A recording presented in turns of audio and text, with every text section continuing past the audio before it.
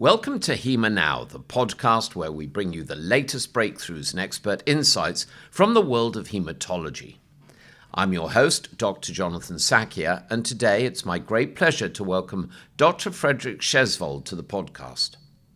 Dr. Schjesvold is the founder and head of the Myeloma Center at Oslo University Hospital, one of Europe's premier research centers dedicated to the clinical study of multiple myeloma.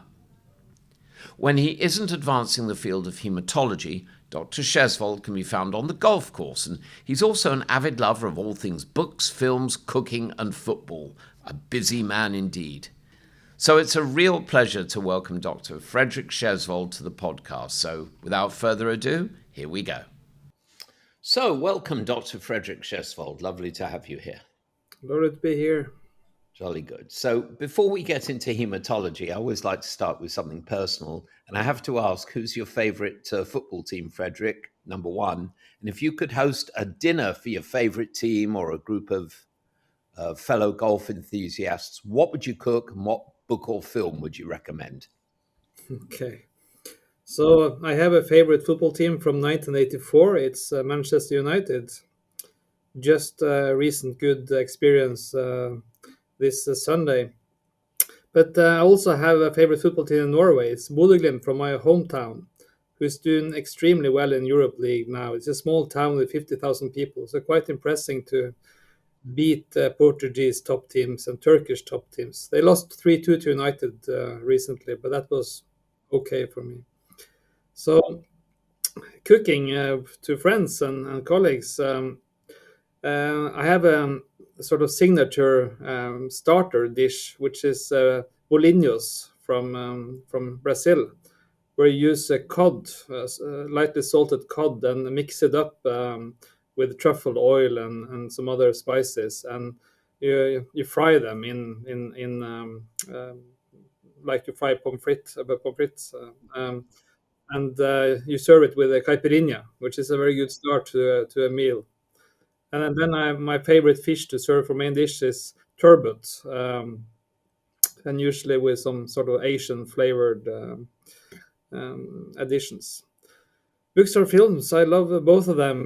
But the last year, the biggest movie experience has by far been Oppenheimer, which was both educative and extremely interesting to follow. I like these sort of conversation-driven movies. The topic is exciting and is relevant today, and it's fascinating scientifically. So it just had everything, I would say. And books, I'm just now reading one of the great, just started, I know a little bit about the book, one of the great English novels from the 19th century, Middlemarch by George Eliot, which has started very well. I think it's thrilled to read that English. It's such brilliant English, and also the person descriptions are so realistic. They have their bad sides and their good sides, and you have their development, and yeah. So those are maybe present. Well, thanks. I always like to do this because you get a sense of who you're talking to, right? And it makes it a lot more personal. I'm a Tottenham Hotspur supporter, and but we had a Norwegian goalkeeper a number of years ago who I've met, Erik Thorstved. Yeah. Gosh, I met this guy. He's like 4 times the size of me. Massive man, but a real gentleman. Very, very well liked around the club. And the best goalkeeper ever from Norway. And his son is playing still on the national team, but not as a keeper. Yeah. It's good to know. So I saw several publications on your CV about the phase 3 OCEAN study looking at long-term outcomes with melflufen and dexamethasone versus pomalidomide and dexamethasone in relapsed refractory multiple myeloma. My knowledge of these diseases is sort of like a time capsule from when I was at medical school and I went on to do surgery. So tell us about this work and its implications, please, for patients living with this condition.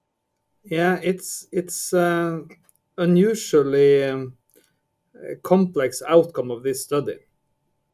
So first, very simple, the progression-free survival of melflufen, which was the intervention, was better. So it increased progression-free survival, which is sort of combination of relapse and death.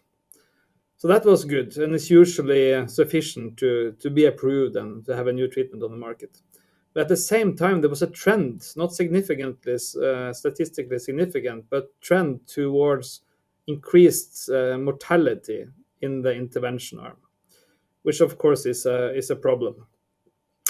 So it stopped the development of melflufen at that time, but the study was completed. And looking into the data, they saw that half of the patients in the study, quite exactly half of them, were transplanted previously, had a high dose of chemotherapy as part of their treatment previously.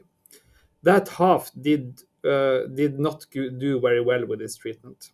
However, those who did not had not been transplanted, they did much better. They had a much bigger difference in progression-free survival and also a trend to increased overall survival. So this eventually, after digging into this data and accepting them both theoretically and as the outcome of the study, led to the approval of melflufen in Europe as a treatment in relapsed refractory myeloma in patients who are not previously transplanted or who had a long time since their transplant.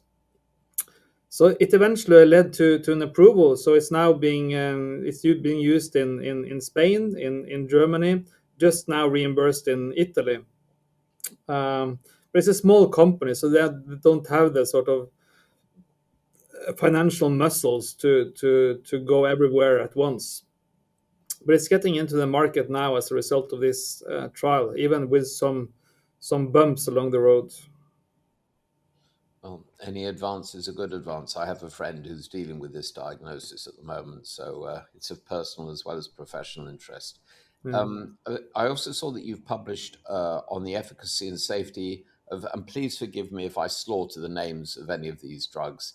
Again, as a surgeon, any word with more than 2 syllables is a challenge for me. So Ide-cel Viclucil maintenance versus maintenance alone in newly diagnosed multiple myeloma patients whose response to autologous stem cell transplantation was deemed suboptimal. Can you explain that to us in words I'll understand? Yes. First, I can help you with name. We others we just call it Ide-cel, and that's two syllables for you. Yeah, there you go. And actually, there's no results from this study. It has been presented as a design. So the thing is that if you after transplant have a not perfect response to the disease, not have a complete response, then your prognosis is worse. But the standard of care today is as long as they're not progressing, is to give lenalidomide maintenance. But we know it will last shorter than in those patients with a very good response after transplant. There has been sort of a phase 2 non-randomized trial in this population with this drug. And in that population, giving them also patients with bad prognosis, giving them this CAR T, this Ide-cel, with len maintenance afterwards. That population who got both Ide-cel and len maintenance, none of those patients have relapsed so far. It's not many patients, it's about 10 patients, but that was part of laying the ground for making this randomized trial. But there's no results from the trial as of now, and we will have to see. We are the center with the biggest number of patients here, and we have many patients who have received this Ide-cel, and it seems really good. But that's of course a limited number of patients, so we have to wait and see. Right. When should we get you back on to give us the results, do you think? Oh, that will at least take a couple of years, at least, I think. Yeah. We'll put a marker in the diary. Well, moving to a different situation. A few years ago, you published about predictors of overall survival in multiple myeloma patients, depending on transplant status, and you've already hinted at that in your prior answer. What were the key findings of this retrospective Norwegian study? Yeah, I think actually there are different things there which are somewhat known from before. What I thought was most interesting about this is the attrition rate. Attrition is a word you can use for many things, but in myeloma and probably in cancer, we define attrition rate as the number of patients we lose between each line of treatment. So a line of treatment is when you give a treatment and then you progress and then you give something new. That's the next line of treatment.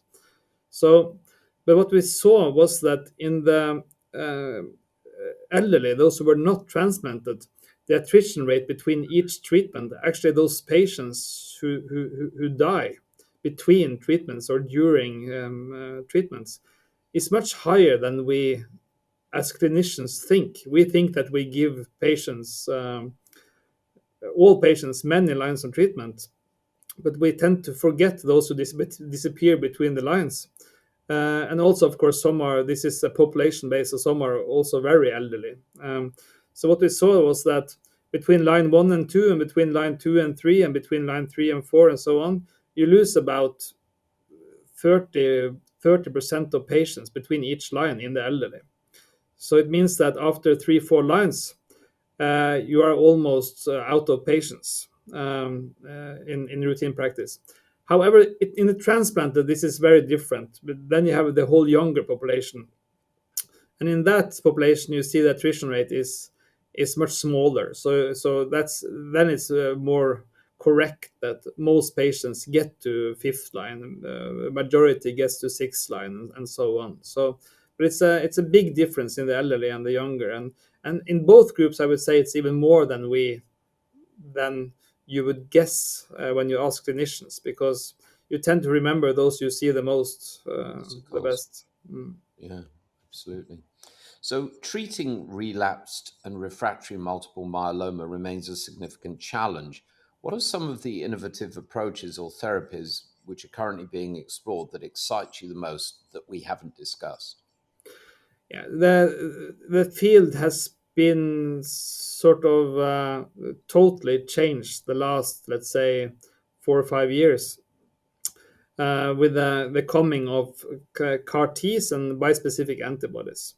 And these are two types of immunotherapies that harness the power of the T cells we have in our body that are able to kill myeloma cells if targeted. So there's two different ways of doing this. One is the CAR T, which is the most complex thing. Then you take T cells, harvest T cells out of the patient. You send them to a lab. They're manipulated. They're from before created to recognize something like a flu virus or whatever.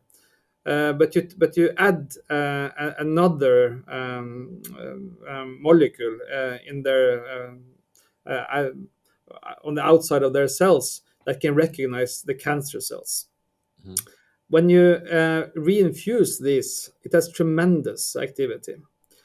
And it in let's say Ide-cel, which is the one with the best documented activity, in a late line patient with everything tried, where you would be happy with something that gave you 2-3 extra months, the median time to relapse after just one infusion and no more treatment is 3 years. So it's on a totally different level that we have ever seen before.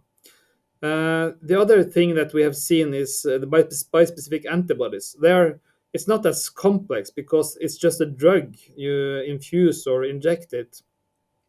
But it sort of does the same thing. It just skips the manipulation in the lab. So it's bispecific antibody. So it binds two things, and binds the myeloma cell, and it binds the T cell and connects them, and that activates the T cell, and the T cell then kills the myeloma cell. This is also being used in other, especially B cell diseases like lymphoma and CLL and so on. ALL, acute lymphoblastic leukemia. These are almost as good as CAR Ts, and there are several of them. There are 3 now approved in Europe, and more are coming. Uh, and they also target different things on the myeloma cells. So some target one protein, some target another protein. So the 5 drugs now approved, and several more coming in trials, 2 CAR Ts and 3 bispecifics approved, they would all be the best treatment we ever had for myeloma if they came alone. And now they come all together, so it gives many possibilities, and also some flexibility, because not all countries reimburse all of them. It's this reimbursement process is complicated, but it's really changed the field, and now most of the studies we have in frontline at diagnosis and in first relapse contain these immunotherapies as part of the treatment, but also in combination with other things. And I think it will change the outcome completely of myeloma. I think a significant fraction of patients treated with these treatments in first line will be cured, defined by that you will never have a relapse within the normal life span. So but of course it will not be like that for all patients, and we don't know the fraction yet. I think it's just a question of fraction. I think I know that a significant fraction will be cured by this, but whether that's 20%, is it 40, is it more, we have no idea. And then that will take years to see, or to at least prove. It takes long time to cure that patients are, or to prove that patients are cured for anything. Sure. But it's really changing things. Yeah. Yeah, it's absolutely fascinating. Well, you've mentioned different countries. You're a busy chap. You've been on multiple steering committees, like the Nordic Myeloma Study Group. You lead the clinical trial force. You're a main author of the Norwegian Myeloma Guidelines. You're a member of the International Myeloma Working Group, the European Hematology Association, the American Society. As I say, busy man. Each country's got its own way of delivering healthcare, and there are different challenges, especially in these financially constrained times. What have been the biggest positives from your committee and guideline work, and what have been the biggest challenges or disappointments, if you will? No, so I do participate in most important European and global guidelines for myeloma, and it's mostly been a very positive experience. I think it's the myeloma community on sort of expert level is a very, in my opinion, agreeable place where people are interested in other people that are interested, and there's at least as far as I'm concerned, not many sharp elbows, and it's a really good collaboration. I also think it's the development of criteria and response criteria and definitions, and so it's really consensus based, and we discuss this and we agree, and it's also, I would say, quite forward leaning. So I think that we have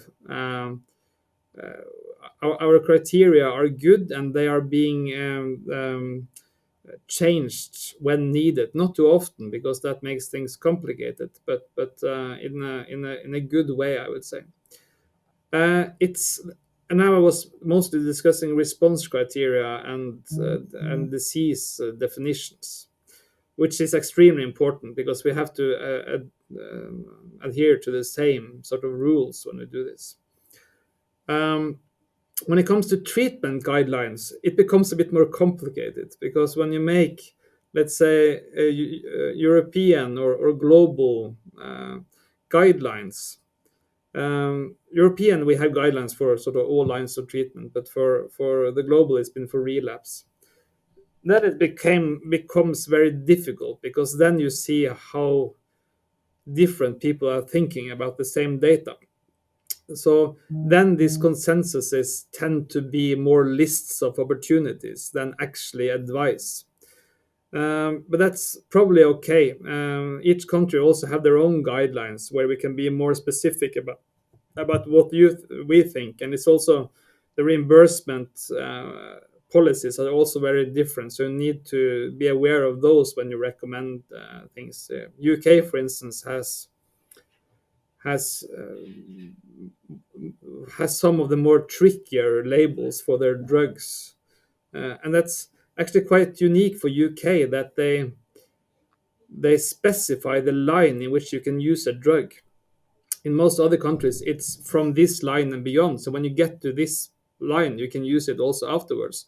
While UK has, for instance, you can only use this in third line. And since patients have a different journey before they get to third line, it's not as relevant for some as for others. So I think that's a bit special for UK and not the best part of your system. And it's also some other complications when it comes to local reimbursement. It's a big question you asked, as Yeah. you understand. For instance, there's a drug called carfilzomib, where all the studies so far, more or less, have been with twice a week. Everyone has understood that twice a week is not good. You should use it once a week because you mostly add toxicity from the second time. So then we just changed. Then we use it once a week. But while in Italy, since it in the label says 2 times, they're not allowed to go down to 1 time. So those are kind of special rules that apply to some countries. Um, but even with that said, let me finish with this about the consensus, and it's difficult to really agree on strict guidelines when it comes to treatment along many countries. I would say the opinion on what is the best treatment given certain circumstances is usually quite common among experts in the world, I would say. Yeah, I just know about my committee and guideline work, and sometimes you feel like you're herding cats or pushing rocks uphill, and dealing with government and country limitations can be so frustrating, I'm sure. But good for you for taking that on. Um, it's yeah, very helpful. So You can also mention that we in uh, some countries in Europe are stricter than others, and UK is quite strict. Norway is quite strict. I would say even stricter than UK in most instances. Even though we were maybe the richest country in Norway in Europe, but we also have a very sort of um, uh, egalitarian system, so that as you so if one gets it, everybody gets it. yeah. So that has to be taken into concern. But I still think we have. I work a lot with this, and I still we think we have a way to go in how to evaluate these drugs. It's a bit complicated to evaluate drug costs and versus efficacy. It's a numbers game. You need statisticians and economists, and they need to talk your language, and you have to understand theirs, and that's quite difficult. Yeah, very much so. And there are so many things that play into drug costs. You've got to look at the cost to treat the disease, and healthcare economics are very complicated. Um, and what's the cost to society, and how do we value, all the way down to how do we value life, and make things available. And populations are disparate. Even I worked half my career in the United States. The healthcare delivery methodology within a city can differ from hospital to hospital. If it's a veterans administration, if it's a county hospital, if it's a private hospital, if it's a faith-based not-for-profit hospital, have people got no insurance, Medicare? It used to make my mind explode. But Yeah. anyway, you Yeah, but it's interesting about US because if there's no limits and you want the best treatment in the world, you go to US, right? That's where they can use stuff that we are not allowed to use, and their approval system is much more liberal than the European in most cases. Even though there are actually things getting approved in Europe, not in US, and I think it's changing a little bit, but still, the best treatment you get in US, but the average patient in US gets worse treatment than the average patient in Europe. And the survival of myeloma in US as a whole is really bad. It's worse than Norway, which have little reimbursement. This is because most patients get shitty treatment, and yeah. some get fantastic treatment. Well, the other thing is, access. People use the word access as though it's an all-encompassing phenomenon. It isn't. Again, having practiced in the United States, the biggest reason for bankruptcy in the United States is unpaid medical bills. And if you don't have insurance, and sometimes people are horrified to discover that their insurance might cover their kidney dialysis, but won't cover a transplant. It might cover one cycle of chemotherapy, but not the second, or recovery chemotherapy. So very, very complicated.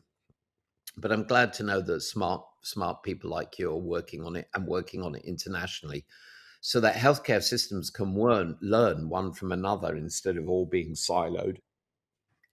Again, I think America does some things really well.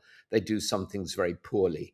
I think Britain does some things really well and does many things poorly.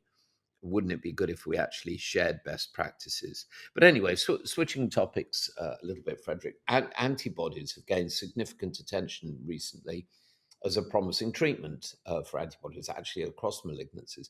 Can you discuss the current role of antibody-based therapies and where you see their potential in the future? Yeah, I think it's sort of two questions in one.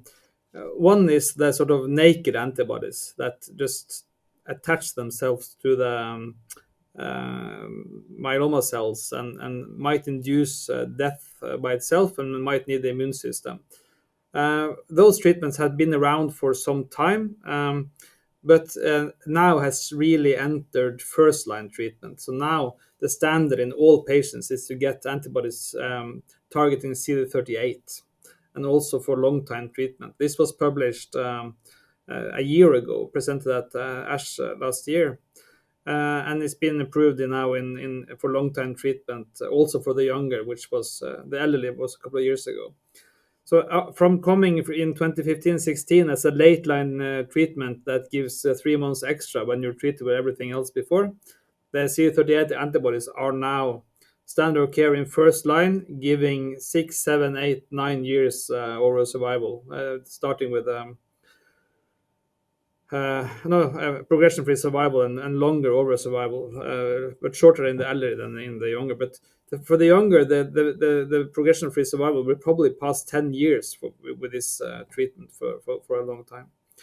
The other thing is what we mentioned before, the bispecific antibodies, harnessing the immune system in a whole different way, much more potent treatment.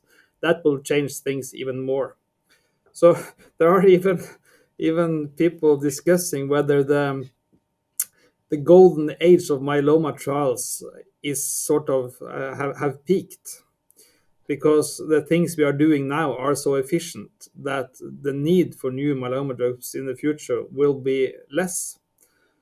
And I think that's correct, but I think there will still be many patients needing more. But the volume of patients who needs more will go down. But myeloma has been a tremendously blockbuster disease when it comes to drug sales. So it's a small disease. I think it's about 1% of cancers. But in most countries, it's about 50 to 20% of all cancer drug costs. So Wow. it's been extremely many drugs with high efficacy being given continuously and in several lines. So, but I think this will change. I think the new immunotherapies in the early lines of treatment will in the future be time limited, so that you actually don't get continuous treatment. Most patients, or many patients, or whatever, we don't really know, will not relapse after that. So I think myeloma might even be a cheaper disease in the future, because frontline treatment will remove the need for new treatment in many patients. The fraction is unknown. That's fascinating. And again, an interesting way of looking at economics. Something new comes along, it's like the GLP-1 agonist with diabetes and obesity, the impact Yeah, it's had on things like morbid obesity surgery, which has plummeted. So, yeah, um, it will have an impact, a very broad impact. Yeah. mhm. So switching subjects again, amyloidosis is another of your interests. I was always fascinated by it at med school, and I know it has associations with multiple myeloma. What's the state of the art in regard to causation, treatment, and prognosis? Um, it's sort of just a consequence of a myeloma disease, or a benign or malignant myeloma disease. So what happens is that myeloma cells, even if they're not sort of cancerous, just a pre-stage, they secrete what we call light chains, which are small protein fragments of antibodies. And for some reason, chemically or physically or whatever you call it, this is not being known really well. These can, if they are usually not, they are a bit destroyed. They are not as they're supposed to be, these fragments, and they don't sort of form the shape they're supposed to do. They can start to become fibrils, attach themselves with some other proteins and make fibrils in different organs. And some patients get this in the heart or in the kidney or both. This is the most common, but you can get it everywhere. You can get it in the skin, in the GI. You can get it in every possible organ in the body, except in the head, because it doesn't penetrate the Brain barrier. blood-brain barrier. And this can be accompanied with a full-blown myeloma, or it can just be a pre-stage myeloma that has this in addition. So it's a small disease compared to myeloma, so it's not been many randomized trials. So we mostly use treatment that are approved for myeloma instead.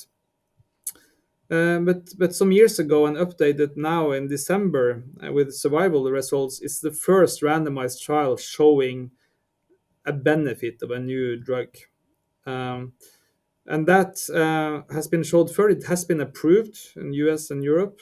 This is daratumumab, again the CD38 antibody, in addition to chemo and bortezomib and dexamethasone.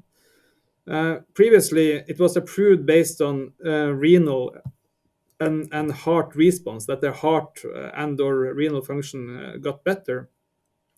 And the hematological responses were better. You saw the sort of clone go down. But now, finally, last week, the overall survival was presented. So it's actually increasing survival as expected. People usually die from their heart disease. And if that gets better, it's quite logical that you will give an overall survival benefit. But now it's proved. So that's the only approved treatment, because it's the only randomized trial that has shown benefit, and not many randomized trials have been performed at all. But there are studies now using these immunotherapies, bispecific antibodies and CAR T-cells to this disease. And those results aren't very mature yet, and they are phase 2 trials, just non-randomizing trials. But we have always, I think the treatment I just discussed, DARA VCD as we call it, in frontline will be the standard. But these other phase 2 trials will lay the ground for using these immunotherapies in second line when reimbursed for myeloma there, because we can just call this myeloma. Right. But it's a strange disease. If you have heart disease, your prognosis is much worse than myeloma. If you have amyloidosis without heart disease, and without myeloma, your prognosis is better. So you have best is amyloidosis without heart, then it's myeloma. But the worst prognosis is if you have a heart disease by amyloidosis. Then the problem is that the heart function, not invariably but close, gets worse when you treat it, and many patients decompensate when you start treatment. So, but you don't have an option. You can either risk and treat, or you can risk and not treat, and they will die anyway from the disease. So you just have to try. So it's a difficult disease, especially the heart disease, and we see it, of course, regularly, but it's a much rarer disease than myeloma. That's fascinating. So, sort of a general question for you, Fredrik. What's at or just over the horizon in defining the etiology, preventing the disease, diagnosing or treating myeloma that has you most excited? That's quite easy, I would say. I was part of the most important presentations at last week's ASH, American Society of Hematology conference. So the biggest news at this ASH conference was the Aquila trial, which is daratumumab, again, the CD38 antibody, versus observation in patients with smoldering myeloma, high-risk myeloma, smoldering high risk, which means that you're treating patients who, by today's definition, do not have the indication for treatment. So it's a pre-stage.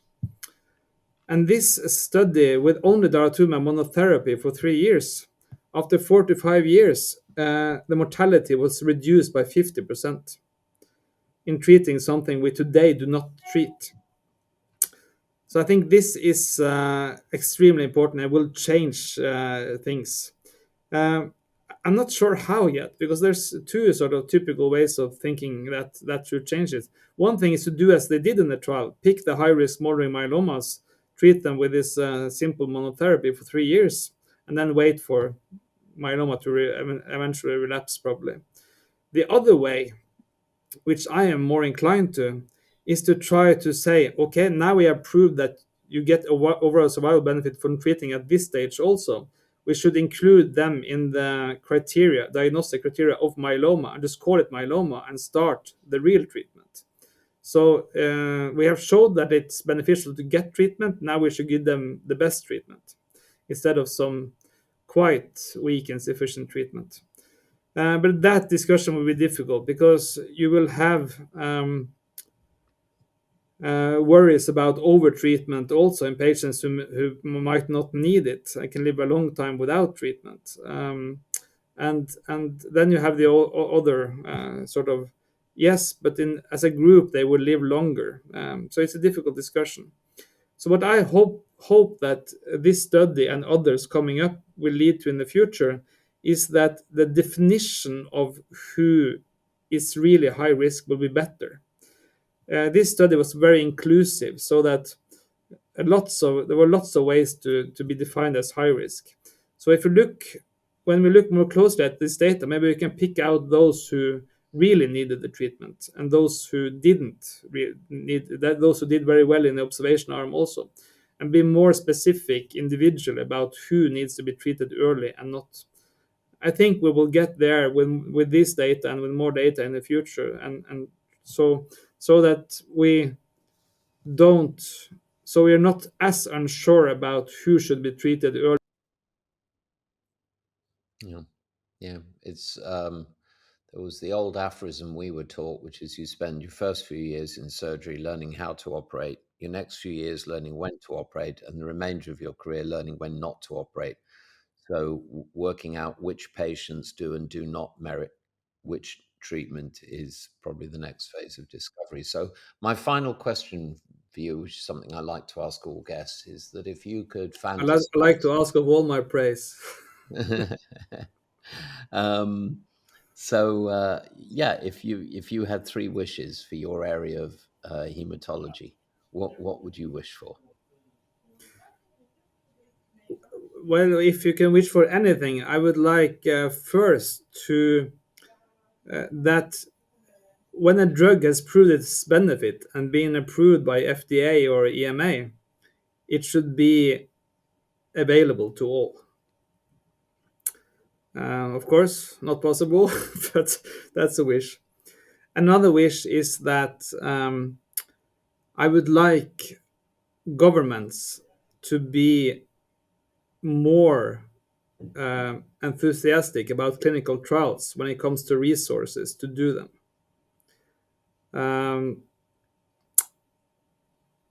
Third,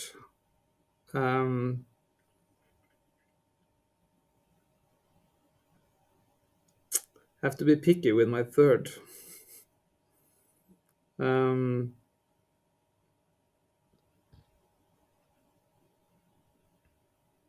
No, I think I'll stick with those two.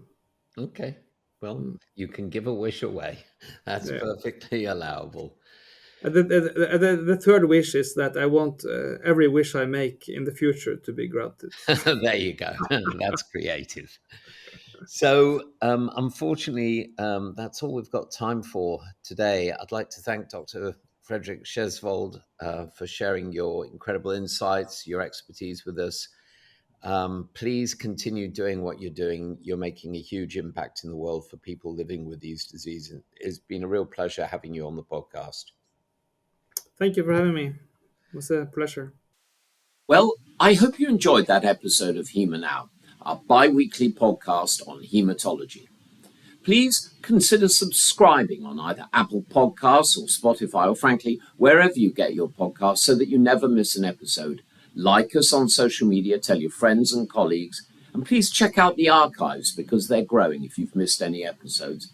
And please join us again in 2 weeks for another episode. Until then, I'm Dr. Jonathan Sakya. I'm proud to be your host. Please, everyone, stay safe, stay well, stay curious. Bye for now.